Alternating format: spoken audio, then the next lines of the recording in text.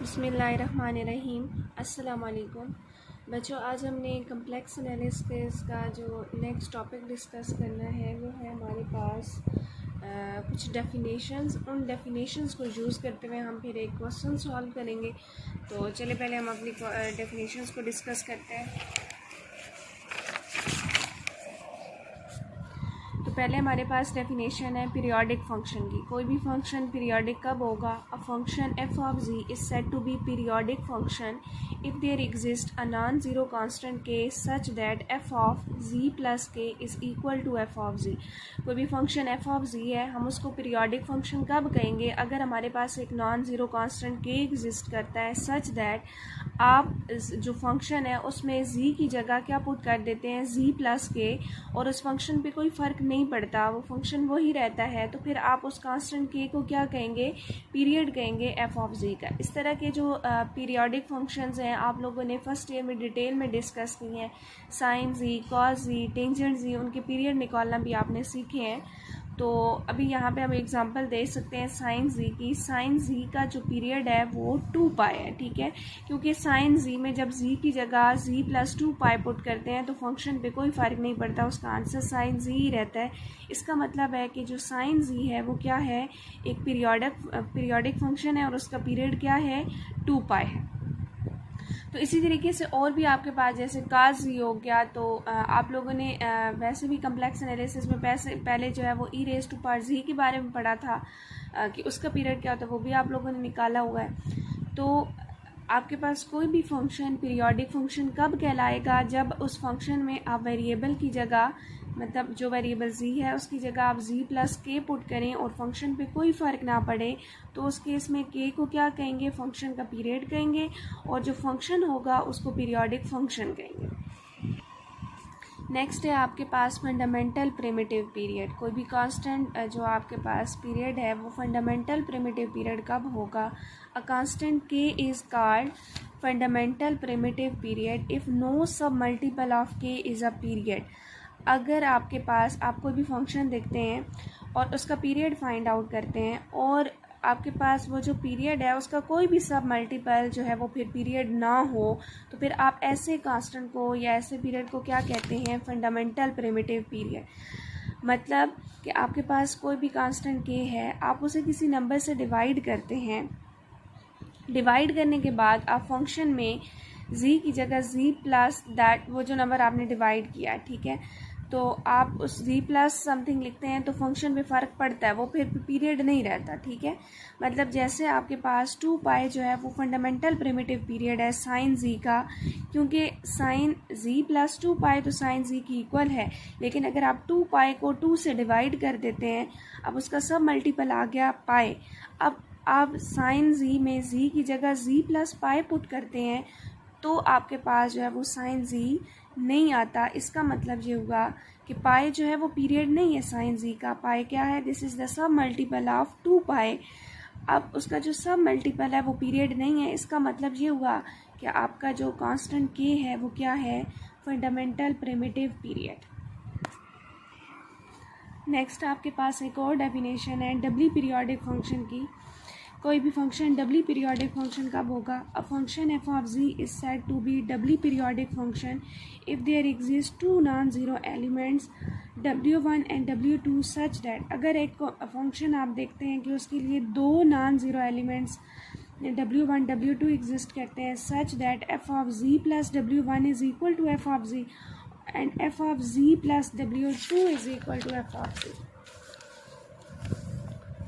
और साथ कंडीशन कौन सी आपके पास सेटिस्फाई होनी चाहिए? Imaginary part of W1 by W2 क्या होना चाहिए? ग्रेटर देन 0 होना चाहिए। मतलब आप फंक्शन में जी की जगह जी प्लस W1 पुट करें या जी की जगह जी प्लस W2 पुट करें, फंक्शन पे कोई फ़र्क ना पड़े, और साथ कौन सी कंडीशन सेटिस्फाई हो रही हो? Imaginary part of W1 by W2 ये क्या हो? ग्रेटर देन 0 हो। तो फिर आप क्या कहेंगे कि फंक्शन जो एफ ऑफ जी है वो कैसा फंक्शन है? वो डबली पीरियोडिक फंक्शन है। नेक्स्ट आपके पास डेफिनेशन है एलिप्टिक फंक्शन की। कोई भी फंक्शन एफ ऑफ जी है, आप उसे एलिप्टिक फंक्शन कब कहेंगे? A function F of ji is said to be an elliptic function. अब एलिप्टिक फंक्शन की 2 कंडीशंस हैं जो सेटिस्फाई होनी चाहिए। कौन कौन सी, कि function F of ji W periodic function हो। पहली कंडीशन क्या है कि फंक्शन एलिप्टिक फंक्शन कब होगा, जब वो डब्ल्यू पीरियोडिक फंक्शन होगा, मतलब उसके दो पीरियड्स एग्जिस्ट करेंगे और उनकी फ्रैक्शन का जो इमेजिनरी पार्ट होगा वो ग्रेटर देन ज़ीरो होगा। जैसे हमने डब्ल्यू पीरियोडिक फंक्शन की डेफिनेशन डिस्कस की है, वो उस फंक्शन के लिए होल्ड करे। सेकंड कंडीशन क्या है कि f of z is meromorphic function. Function F of z क्या होना चाहिए, मैरोमॉर्फिक फंक्शन। आपने डिस्कस किया हुआ है कि मैरोमॉर्फिक फंक्शन क्या होता है। कोई भी फंक्शन मैरोमॉर्फिक फंक्शन होता है अगर वो कम्प्लेक्स प्लेन में कुछ पॉइंट्स पे उसके जो सिंगुलैरिटीज़ हैं वो एग्जिस्ट कर रही हैं। अच्छा, नेक्स्ट आपके पास जो डेफिनेशन है वो है पीरियोडिक पैरेललोग्राम की। पीरियोडिक पैरेललोग्राम क्या होती है, the parallelogram whose vertices are T plus W1, T plus W2, T plus W1 plus W2 is called a periodic parallelogram. अब हमने एक पैरेललोग्राम बनाई और उसके जो पीरियड्स हैं वो उसके जो वर्टिसेस हैं वो क्या हों, टी हो, टी प्लस W1 हो, टी प्लस W2 हो, T plus W1 plus W2 हो, तो फिर ऐसी पैरेललोग्राम को आप क्या बोलते हैं, पीरियोडिक पैरेललोग्राम बोलते हैं। इसका जो दूसरा नाम है उससे दूसरा नाम क्या है, मैश। इसे मैश भी कहा जाता है। नेक्स्ट जो डेफिनेशन है वो है आपके पास सेल की। सेल क्या चीज़ है, a periodic parallelogram is called a cell. पहले तो एक पैरेललोग्राम जो पीरियोडिक हो वो सेल हो सकती है। पहली कंडीशन क्या है कि पैरेललोग्राम को पीरियोडिक होना चाहिए। उसको हम सेल कब कहेंगे, if there is no pole on the boundary of the mesh. वैसे तो आपके पास जो एफ ऑफ जी है वो एक ऐसा फंक्शन होगा जिसके finite number of poles exist करेंगे। कोई भी फंक्शन हो सकता है, उसके पोल्स एग्जिस्ट कर सकते हैं। अच्छा, वो डेफिनेशन थी मैरोमॉर्फिक फंक्शन की, इलिप्टिक फंक्शन की। अभी पीरियोडिक पैरेललोग्राम पढ़ी है, उसके बाद अब सेल पे हम आए हैं। पीरियोडिक पैरेललोग्राम सेल कब कहलाएगी, अगर हमारा जो फंक्शन डिफाइन है उस पर उसका कोई भी पोल एग्जिस्ट ना करे, किस पे, बाउंड्री ऑफ द मैश पे। ठीक है, वैसे हमने भी बोला कि जो कोई भी फंक्शन है उसके जो है वो पोल्स एग्जिस्ट कर सकते हैं। वो कहाँ पे एग्जिस्ट करते हैं वो डिपेंड करता है, वो हम चेक करते हैं। लेकिन सेल के लिए कंडीशन क्या है कि फंक्शन के जो पोल है वो बाउंड्री पे एग्जिस्ट नहीं करना चाहिए। अंदर हो सकता है लेकिन जो बाउंड्री है उस पे मौजूद नहीं होने चाहिए। तो फिर आप इस पीरियोडिक पैरेललोग्राम को जो है वो सेल कह सकते हैं। नेक्स्ट हमारे पास जो डब्ल्यू पीरियोडिसिटी की कंडीशन है वो हम ड्राइव करके, हम प्रूव करके बताते हैं कि कोई भी फंक्शन जो है वो डब्ल्यू पीरियोडिक फंक्शन होगा। तो उसके लिए जो हमारे पास इमेजिनरी पार्ट है W1/W2 का वो क्या है, ग्रेटर देन ज़ीरो। तो चले हम इस क्वेश्चन को अब प्रूव करते हैं। नेक्स्ट क्वेश्चन है आपका, prove that imaginary part of W1/W2 is greater than zero, this is the necessary condition for W periodicity. किसी भी फंक्शन के लिए डब्ल्यू पीरियोडिक होने के लिए जो नेसेसरी कंडीशन है वो imaginary part of W1/W2 greater than zero है। हम ये प्रूव करने जा रहे हैं। चले हम सपोज कर लेते हैं एक फंक्शन, और फंक्शन के दो जो है वो पीरियड्स कंसिडर कर लेते हैं। Late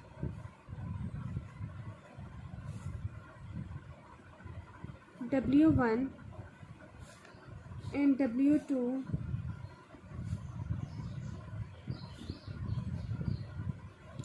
be the fundamental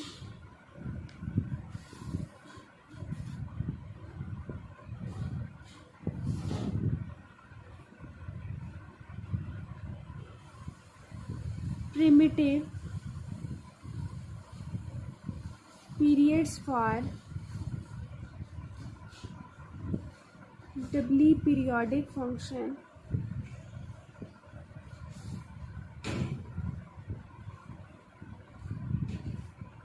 f of z। हमने सपोज किया कि हमारे पास f ऑफ z एक डब्ल्यू पीरियोडिक फंक्शन है और उसके लिए जो दो प्रिमिटिव पीरियड्स हैं, क्योंकि ज़ाहिर है हमें फंक्शन डब्ल्यू पीरियोडिक लेना पड़ेगा तभी तो हम उस पर कंडीशन कर सकते हैं। तो हमने सपोज ये कर लिया कि W1 W2 क्या है, ये हमारे पास फंडामेंटल प्रिमिटिव पीरियड्स हैं। किसके लिए, फंक्शन f ऑफ z के लिए। We have to prove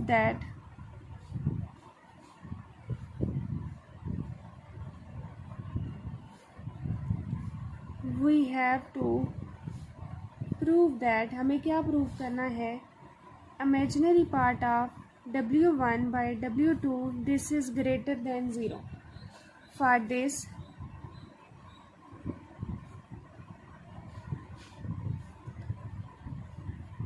suppose the contrary, हम कंट्रडिक्शन लेते हैं। सपोज द कंट्रेरी दैट, हम इसके उल्ट जाते हैं, हमने प्रूव करना है वो ग्रेटर दैन ज़ीरो, हम उसे इक्वल टू ज़ीरो ले लेते हैं, ठीक है। Suppose that imaginary part of W1 by W2 is equal to zero, ठीक है। इसका मतलब है इमेजिनरी पार्ट ज़ीरो होने का मतलब है नंबर रियल है, ठीक है। कोई भी रियल नंबर हो, मतलब जैसे 2 हो गया, 4 हो गया, 6 हो गया, तो इसमें अगर आप देखें तो इसका इमेजिनरी पार्ट ज़ीरो होगा। Then W1 by W2 is a real number, इसका मतलब है ये क्या होगा, ये एक रियल नंबर होगा। Now two cases arises,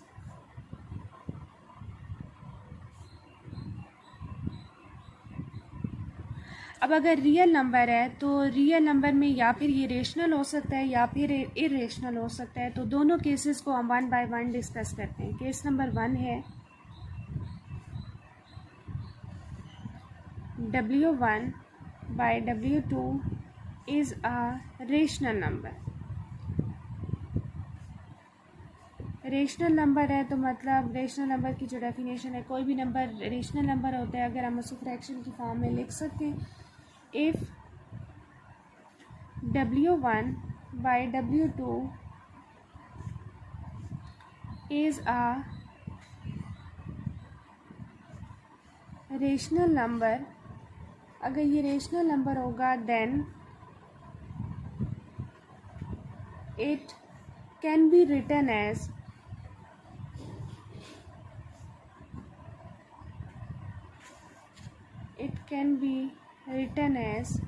P by Q। अगर ये रेशनल नंबर है तो हम इसे P बाई Q की फॉर्म में लिख सकते हैं, where P and Q are relatively prime, ठीक है। Where P and Q are relatively prime.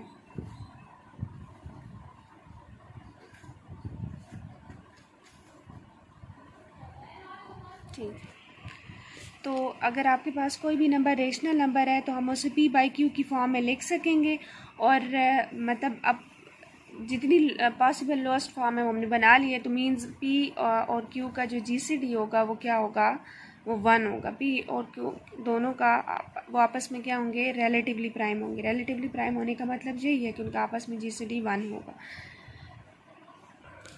अब हम उसे लिख लेते हैं।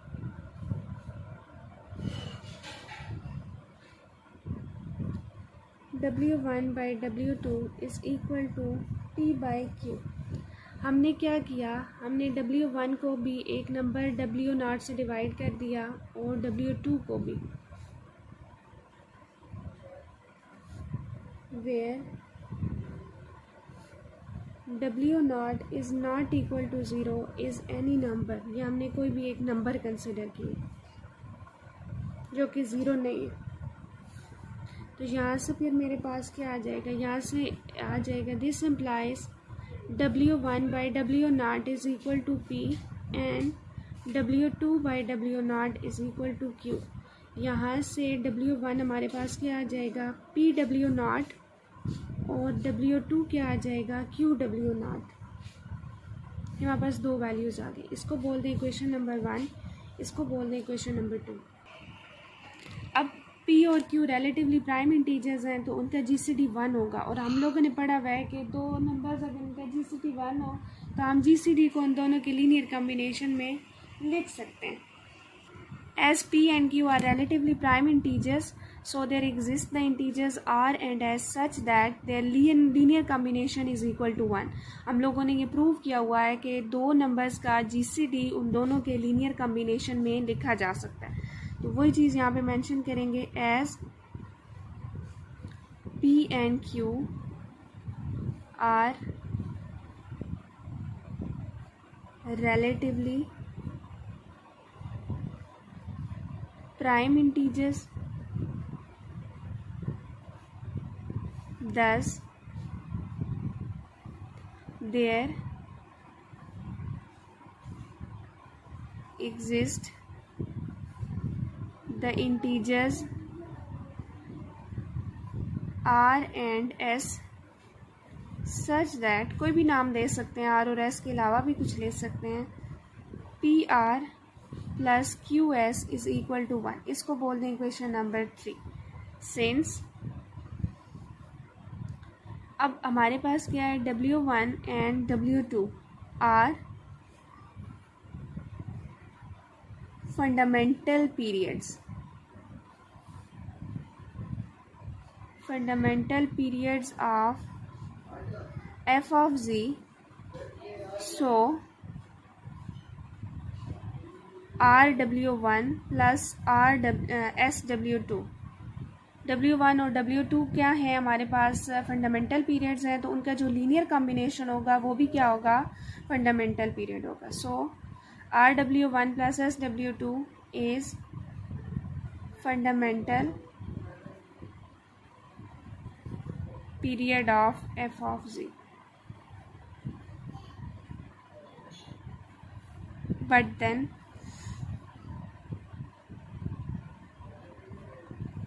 here r and s are integers, but RW1 plus SW2 is equal to, W1 की जगह उसकी वैल्यू पुट करें PW0, W2 की जगह उसकी वैल्यू पुट करें QW0 बाय यूजिंग 1 and 2, हमने इक्वेशन 1 और 2 को यूज़ किया। यहाँ पे क्या आ जाएगा, R P plus S Q into W0, ये 1 की इक्वल है, 1 इंटू W0, इक्वेशन 3 से अगर देखें तो बाय 3, यहाँ पे आ गया W0। So W0 is a period of f of z, जो कि पॉसिबल नहीं है क्योंकि हमने W0 को कोई भी एक नंबर कंसिडर किया, सिंपल नंबर फंक्शन के दो पीरियड तो W1 और W2 हो गए हैं, W पीरियोडिक फंक्शन है, तो W0 तो फिर हमारे पास पीरियड नहीं हो सकता। सो यहाँ से फिर क्या आया, क्योंकि हमने कहा कि लीनियर कम्बिनेशन भी फंडामेंटल पीरियड होगा, this implies W0 is a period of f of z which is a contradiction। अब आपने ये मेंशन करना है कि which is a contradiction because W1 and W2 are fundamental periods of f of c, so W0 cannot be the period of f of z, thus our supposition is wrong। फिर हम बता देंगे कि so we conclude that imaginary part of W1 by W2 this is greater than 0, equal to 0 possible नहीं है, क्योंकि हमने कहा W1 W2 ये दो पीरियड्स हैं किसके, फंक्शन f ऑफ z के, तो फिर W0 तो यहाँ पे पीरियड नहीं हो सकता ना, और यहाँ हमने जब इसे सॉल्व किया तो सॉल्व करने पे वो पीरियड आ रहा है, इसका मतलब है हमारे पास कंट्रडिक्शन आ गई है, ठीक है। Means imaginary part of W1 by W2 वो इक्वल टू 0 नहीं है बल्कि ग्रेटर देन 0।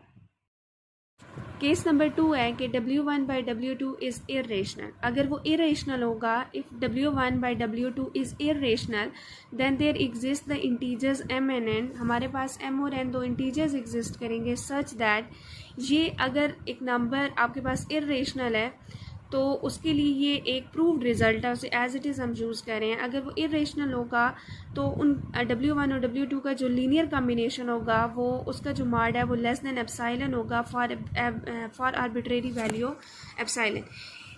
तो इसका मतलब ये हुआ कि आपके पास बहुत ही कोई स्मॉल वैल्यू होगी, एप्सिलॉन एक बहुत छोटा रियल नंबर है, उससे भी ये छोटे, ये वाली जो चीज़ है ये लेस होनी चाहिए। As W1 W2 are periods of f of z, so MW1 plus NW2 वो भी पीरियड होगा f ऑफ z का, लेकिन एक्सप्रेशन 4 ये बता रहा है कि वो पीरियड हमारे पास बहुत ही कोई छोटी वैल्यू होगी। तो वो छोटी वैल्यू मतलब इतनी माइनर वैल्यू है कि आप फंक्शन में वो ऐड करें और फंक्शन पे फ़र्क ना पड़े, तो वो तभी पॉसिबल है जब फंक्शन हमारे पास कांस्टेंट हो, अदरवाइज़ तो फंक्शन पे कुछ ना कुछ कोई फ़र्क पड़ेगा, लेकिन हमारे पास फंक्शन कांस्टेंट भी नहीं है। इसका मतलब ये हुआ कि यहाँ से भी हमारे पास कंट्रडिक्शन आ गई, means imaginary part of W1 by W2 वो क्या है, ग्रेटर देन 0 आ गया, ठीक है। तो आज के लिए आपका इतना ही, इसको अच्छे से प्रिपेयर कर लीजिएगा, कोई कन्फ्यूजन हुई तो मुझसे डिस्कस कर लीजिएगा। अल्लाह हाफिज़।